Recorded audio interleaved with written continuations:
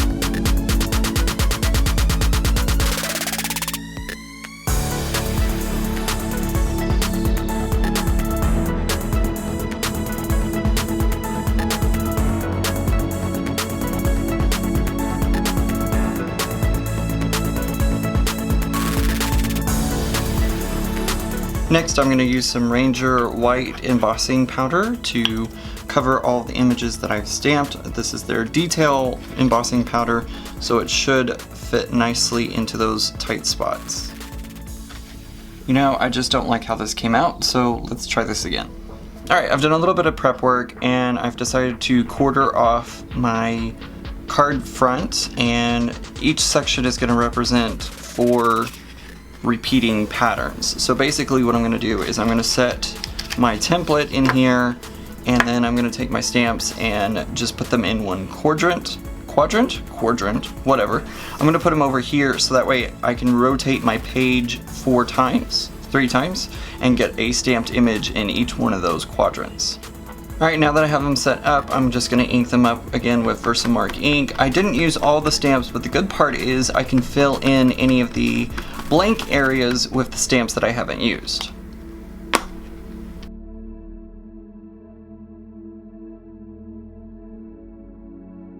So I'm realizing, of course, that a rectangle is not equal on all sides like a square is. How silly could I be? So I'm going to go ahead and heat emboss this, reset this up so that way I can stamp in these 2 sections. Something very interesting that I'm noticing, you may not be able to pick it up on the camera, but every time I use my embossing heat tool, it's actually changing the color of the paper a little bit. Let me see if I can show it a little bit better. I don't know what's going on, but it's like changing the paper color a little bit.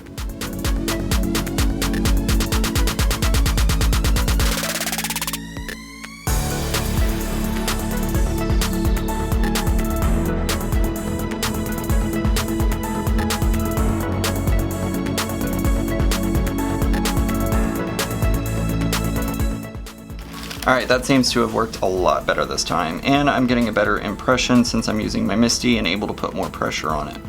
Now, unfortunately, I got a little bit of smudging right there because the paper wasn't flat when I put it through the MISTI, so unfortunately it gave a little bit of excess powder there, but you know, not a big deal to me.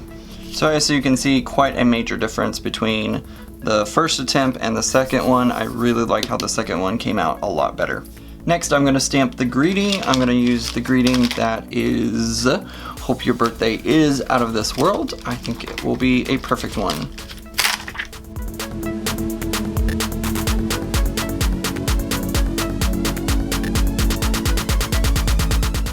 Next, I'm taking the image of the astronaut and inking that up to stamp it out on 110-pound cardstock Nina Solar White. And just for grins, I'm going to go ahead and stamp out the spaceship as well. I don't know that I'm going to use it, but I at least want to stamp it out. I have my Copic markers out, so I'm going to start using my Copics, and I will try to make sure you know what colors I'm using.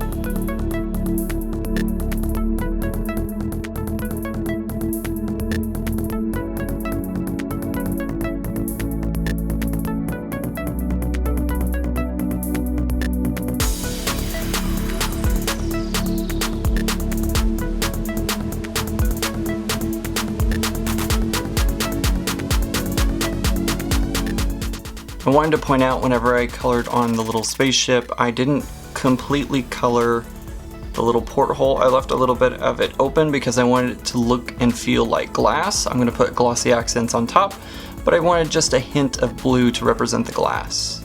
I also forgot to leave the cap out for the gray that I did on the back of the spaceship. This is actually a Shinhan Art marker. This is with Close to My Heart, so if you order through Close to My Heart, this is the type of marker that you get. This is the WG7 Warm Gray 7. Sorry I didn't leave that cap out. Next, I'm going to use coordinating dies to go ahead and cut out my stamped and colored shapes, and of course a heat emboss message.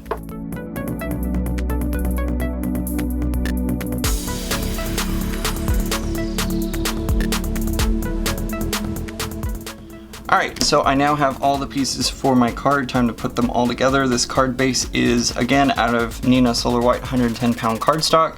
This is my favorite cardstock to use, either in the 80 or 100-pound variety. I don't have any 80 currently, so that's why I use scraps to cut out my little cutouts today. Works really great. I really like it. So first thing I'm going to do is take my background piece and I'm going to tape it down. When I say tape, I actually mean, you know, Scotch tape runner.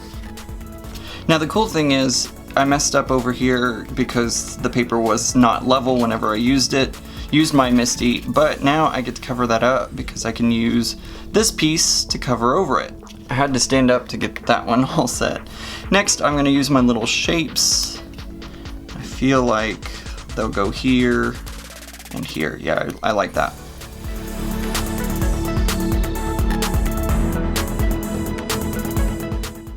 And there you go. Now, you could have easily popped up the greeting and the two cutouts. However, I don't like to pop things up most of the time. It makes it harder to send through the mail. I like one-layer cards. They're much easier to deal with. After struggling a little bit, I think the card came out nicely, and I really like how the background is evenly spaced almost, and it has a really good feel to it. If you liked today's video, give it a thumbs up. That lets YouTube know that you liked my video, and then we'll hopefully share it across YouTube land. Also, if you're not already, hit that button down below that says subscribe. Subscribe to my YouTube channel and get great updates every time I post a new video. You can also click the bell icon if you're on mobile or on a computer, and that will set up notifications so that way every time I post a new video or go live, you can check out my videos. I also have lots of places to get social with me. Check all those out down in the description below. They include Facebook, Instagram, Periscope, so many other places. Make sure to check those out down in the description below. I hope everybody has a great day, and remember guys, keep it off kilter. Bye!